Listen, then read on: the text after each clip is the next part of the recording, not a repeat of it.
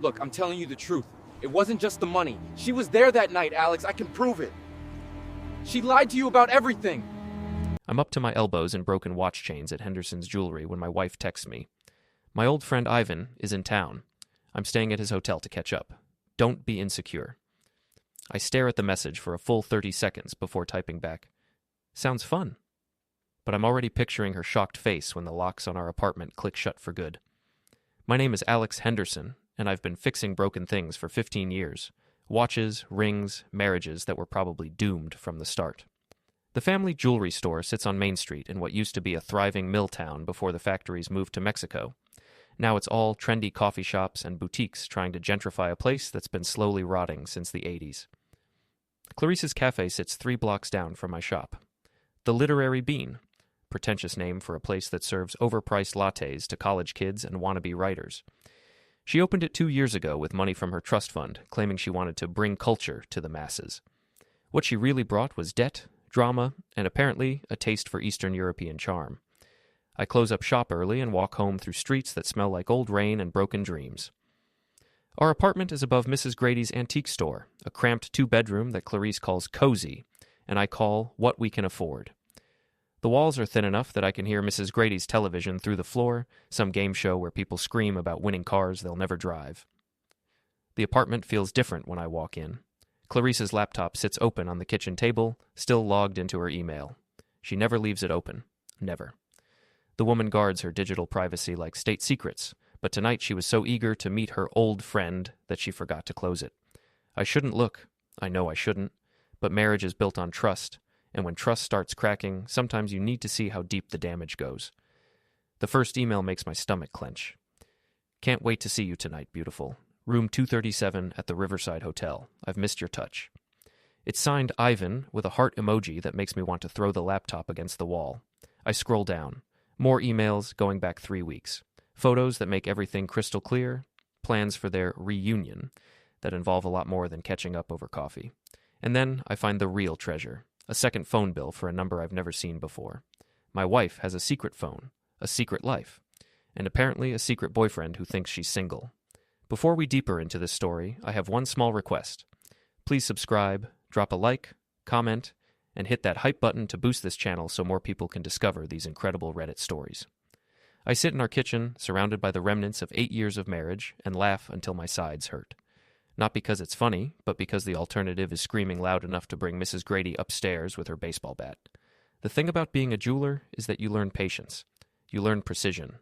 You learn that the most beautiful repairs happen slowly, methodically, with the right tools and the right pressure applied at exactly the right moment. I open a beer and start planning. By midnight, I've packed everything Clarice owns into boxes and garbage bags. Her clothes, her books, her collection of vintage teacups that she never uses but insists we can't live without.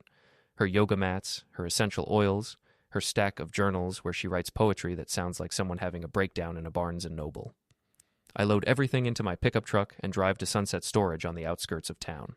The night manager, a guy named Pete who looks like he hasn't slept since 1995, takes my cash and hands me a key to Unit 47.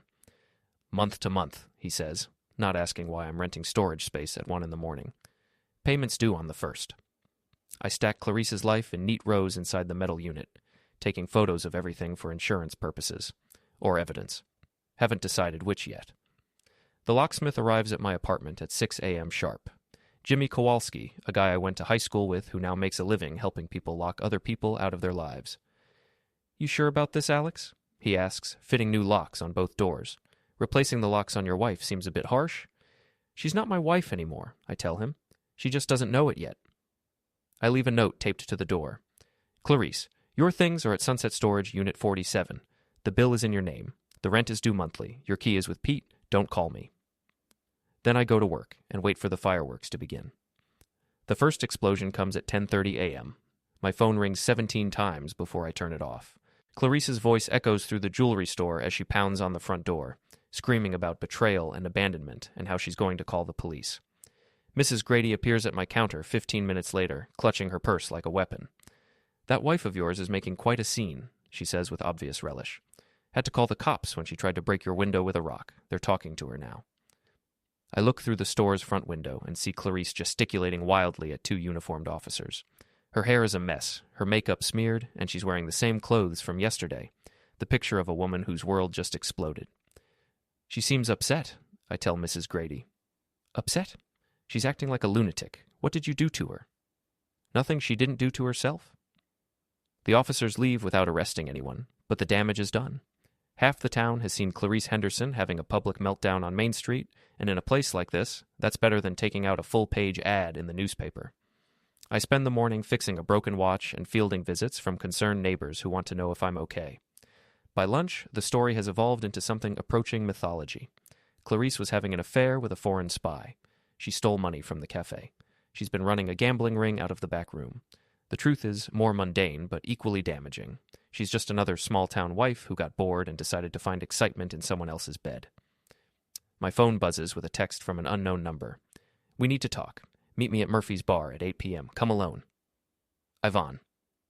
I stare at the message for a long moment, then type back, looking forward to it. Murphy's bar sits on the wrong side of the river, the kind of place where the beer is cheap and the lighting is dim enough to hide whatever shame brought you there.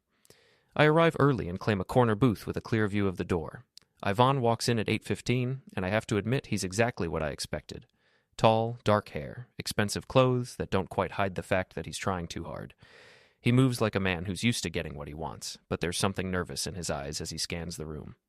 He spots me and approaches with a smile that probably works on lonely housewives, but looks fake under Murphy's fluorescent lights. Alex, right? I'm Ivan. We should talk. We're talking.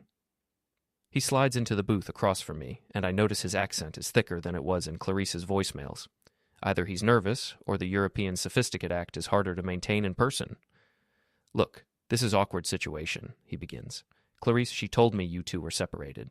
She said you were living apart, working things out through lawyers. Did she now? I never would have. I mean, I don't get involved with married women. It's not my way. I take a long sip of beer and study his face. He's lying, but he's good at it. The kind of practiced deception that comes from years of telling people what they want to hear. So you're saying my wife lied to you? I'm saying there was miscommunication. Maybe we can work this out like civilized men. Civilized men don't sleep with other men's wives. His smile falters. I understand you're angry. Do you? Because from where I'm sitting, you seem pretty comfortable for a guy who just ruined someone's marriage. I didn't ruin anything. Your marriage was already broken, or Clarice wouldn't have been looking elsewhere. That's when I lean forward and let him see exactly how angry I really am. Here's what's going to happen, Ivan. You're going to finish your drink, walk out of here, and disappear from my town. You're going to block Clarice's number and forget she exists. And if I see you anywhere near my wife or my business again, we're going to have a very different kind of conversation. He laughs, but there's no humor in it. Are you threatening me? I'm giving you free advice. Take it. He stands up, straightening his jacket. This isn't over. Yeah, it is.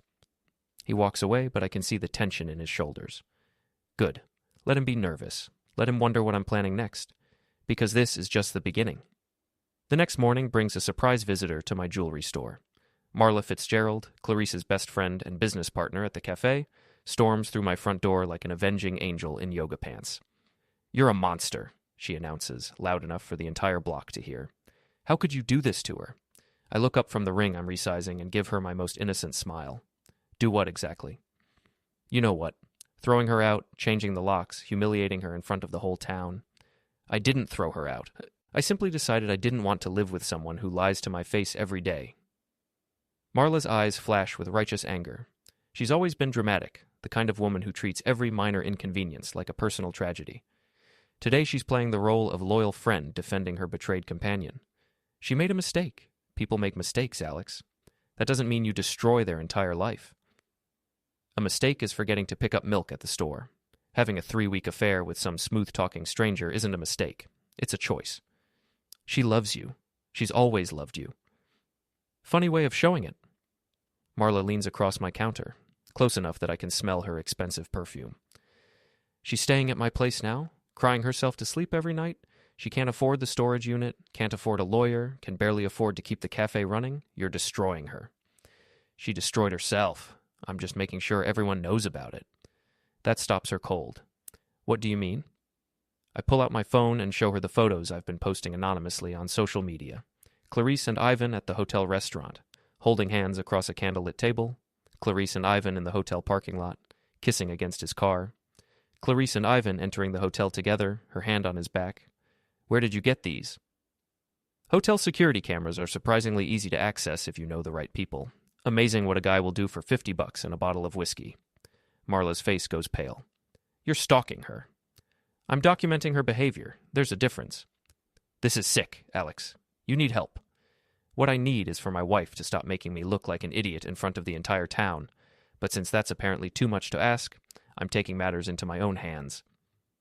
She straightens up, trying to regain her composure. Delete those photos, right now. Or what? Or I'll call the police. This is harassment. I laugh, and the sound echoes off the jewelry cases. Good luck with that.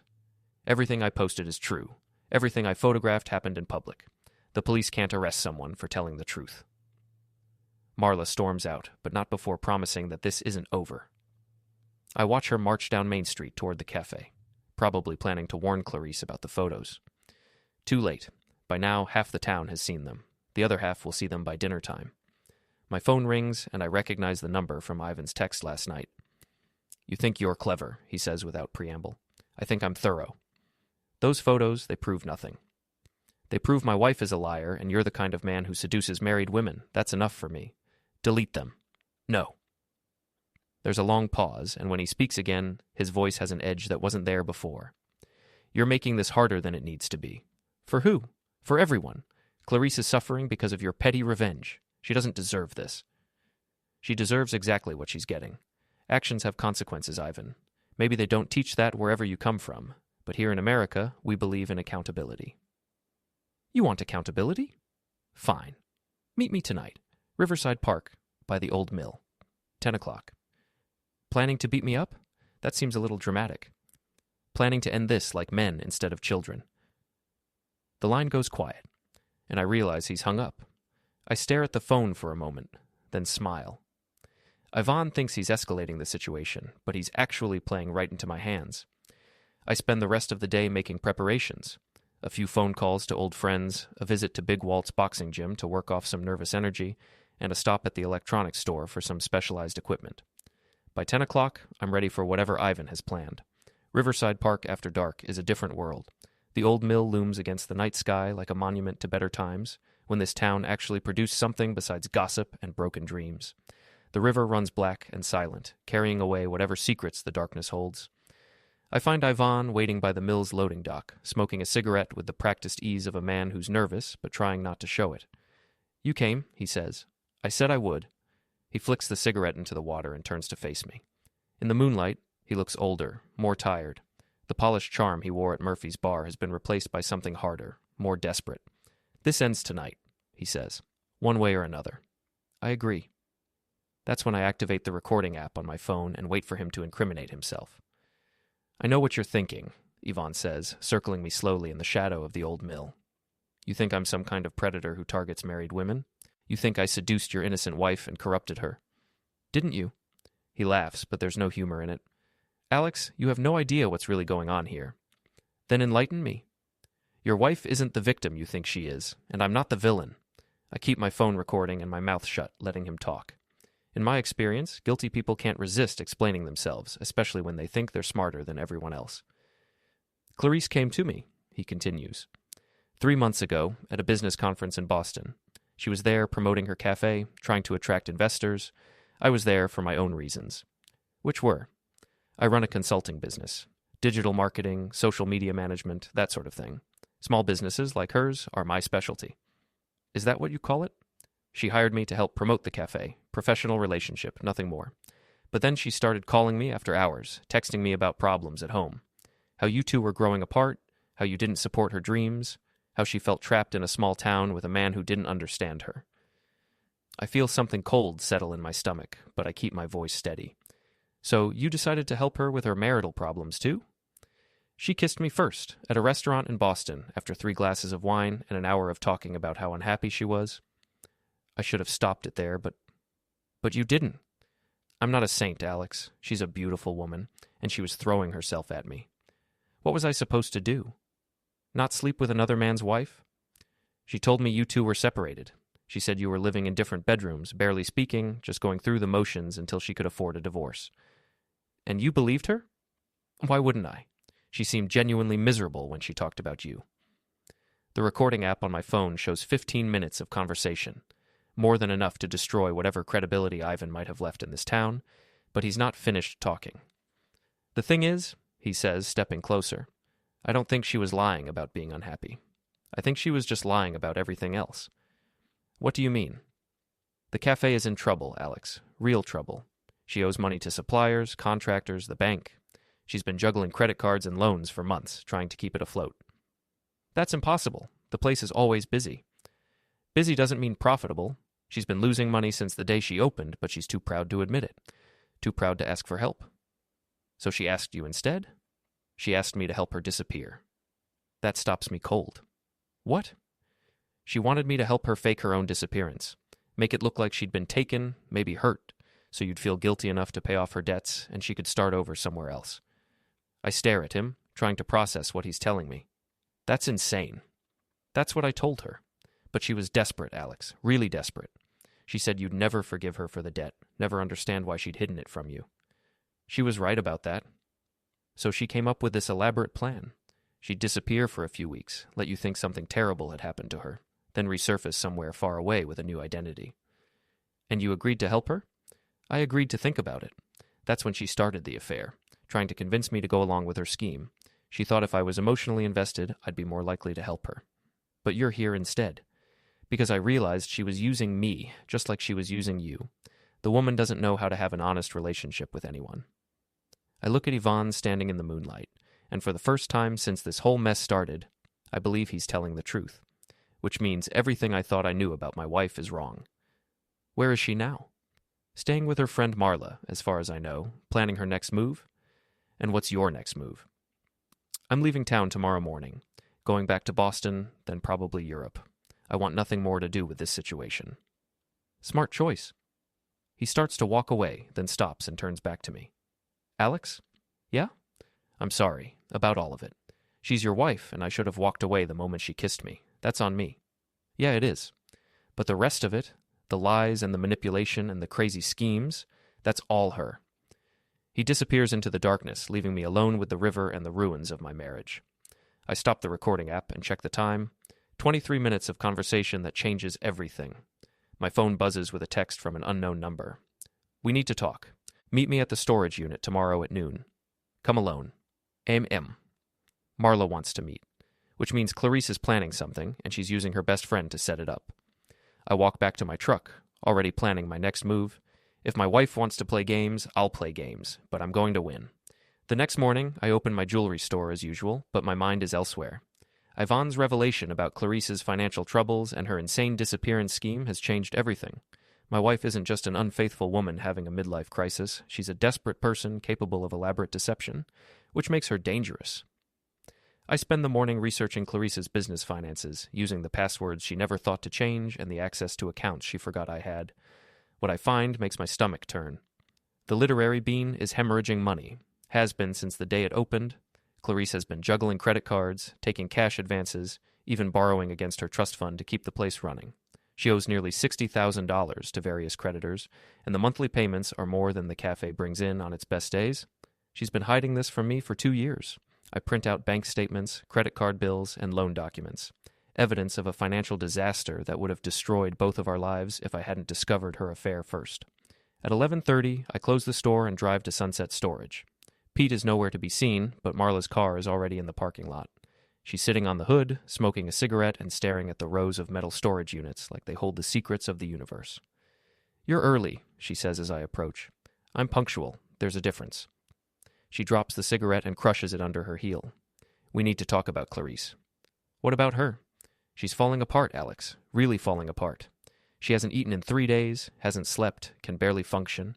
You're destroying her. I'm not destroying anything. I'm just refusing to participate in her lies anymore. She loves you.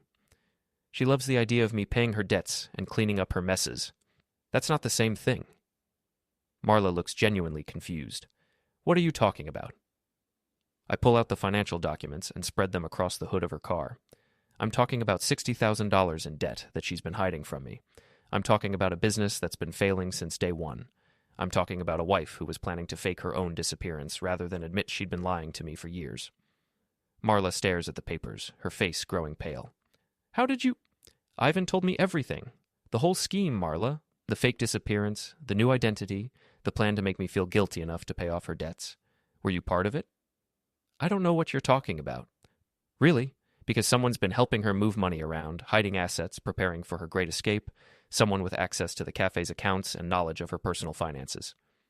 Marla's hands are shaking now. Alex, I swear. You swear what? That you didn't know your best friend was planning to fake her own disappearance? That you didn't help her hide money from her husband? That you didn't encourage her affair with Ivan as part of some elaborate con game? It wasn't supposed to happen like this. And there it is, the confession I've been waiting for. How was it supposed to happen? Marla slumps against her car, all the fight going out of her. She was just supposed to disappear for a few weeks, let you think she'd left you for Ivan, then resurface somewhere else with enough money to start over. No one was supposed to get hurt. Except me? You would have been fine. You have the jewelry store, your family's money, a stable life. She had nothing except debt and a failing business. She had a husband who loved her. A husband who didn't understand her dreams. Dreams? Is that what you call running up $60,000 in debt and lying about it for 2 years? Marla straightens up, trying to regain some composure. She was trying to build something, to create something meaningful in this fading town. You never supported her. I supported her plenty. I just didn't support her lies. So, what happens now? I gather up the financial documents and fold them carefully. Now I file for divorce, turn over these documents to her creditors, and let them sort out who owes what to whom. She'll lose everything. She already lost everything. She just doesn't know it yet. Marla gets in her car and drives away without another word, leaving me alone in the storage facility parking lot. I walk over to Unit 47 and open the door, looking at the neat rows of boxes that contain the remnants of my marriage. 8 years of shared life, reduced to a 10 by 10 storage space that smells like cardboard and broken dreams. My phone rings. Clarice. We need to talk, she says without preamble. Do we? Face to face, tonight, the cafe, after closing. Why would I want to do that? Because I have something you want. I doubt that. Our wedding rings, Alex, the ones you made for us. I know you want them back. She's right. Those rings represent hundreds of hours of work, the finest pieces I've ever created. They're worth more than the rest of her possessions combined.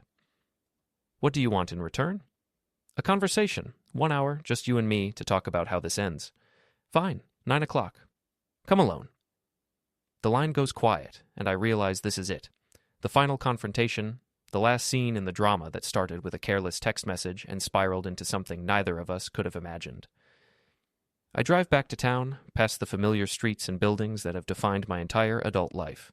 Tomorrow, everything will be different. Tomorrow, I'll be a divorced man starting over in a place where everyone knows my business. But tonight, I'm still Alex Henderson, jeweler and husband, about to have the most important conversation of my life. The literary bean looks different after hours, with its chairs stacked on tables and its espresso machine silent. Clarice has left the front door unlocked for me, and I find her sitting at a corner table with 2 cups of coffee and a small velvet box between them. You came? She says. I said I would. She looks terrible. Her hair is unwashed, her clothes wrinkled, her eyes red from crying. This isn't the polished, confident woman who opened this cafe 2 years ago. This is someone who's been broken by circumstances of her own making. The rings are in the box, she says. You can take them and leave, or you can sit down and listen to what I have to say. I sit down and open the box. Our wedding rings gleam in the cafe's dim lighting, perfect circles of gold that took me 3 months to design and craft. They're beautiful, and they're mine. I'm sorry, she says. For which part? All of it. The affair, the lies, the debt, the crazy schemes. I know you talked to Ivan. I know you know everything. Do I? You know enough. I slip my wedding ring into my pocket and study her face. Why, Clarice? Why any of it? Because I was scared. The cafe was failing, and I couldn't admit it. Not to you, not to my family, not to anyone. I kept thinking I could turn it around, find a way to make it work. So you decided to have an affair instead? I decided to find someone who could help me disappear before you found out how badly I'd messed up our lives. Our lives were fine until you started lying. Our lives were stagnant. You were happy fixing watches and living in the same small town forever. I wanted more. You wanted someone else to pay for your mistakes. She starts crying then, quiet tears that roll down her cheeks and drip onto the table. I know how it looks. I know what you think of me now. I think you're a stranger. The woman I married wouldn't have done any of this. The woman you married was pretending to be someone she wasn't. And who are you really? I don't know anymore. We sit in silence for a long moment, surrounded by the ghosts of her failed dreams and my shattered trust. Outside, the town sleeps peacefully, unaware that 2 lives are ending in a coffee shop that will probably close within the month. What happens now? She asks. Now I file for divorce. You deal with your creditors. We both try to salvage what's left of our lives. I can't pay the debts, Alex, not without help. That's not my problem anymore. It could be, if you wanted it to be. I look at her across the table, this woman who shared my bed and my dreams and my name for 8 years. Are you asking me to forgive you? I'm asking you to remember that you loved me once. I did love you. I loved you enough to trust you completely. That was my mistake. It doesn't have to end like this. It already ended. This is just the paperwork. I stand up and walk toward the door, then stop and turn back to her one last time. For what it's worth, Clarice, I hope you figure out who you really are, and I hope she's better than the person you've been. I walk out into the night, leaving her alone with her coffee and her regrets. Behind me, the literary bean sits dark and quiet, a monument to dreams that never had a chance. Tomorrow, I'll start the divorce proceedings. Tomorrow, I'll begin rebuilding my life without her. Tomorrow, everything changes.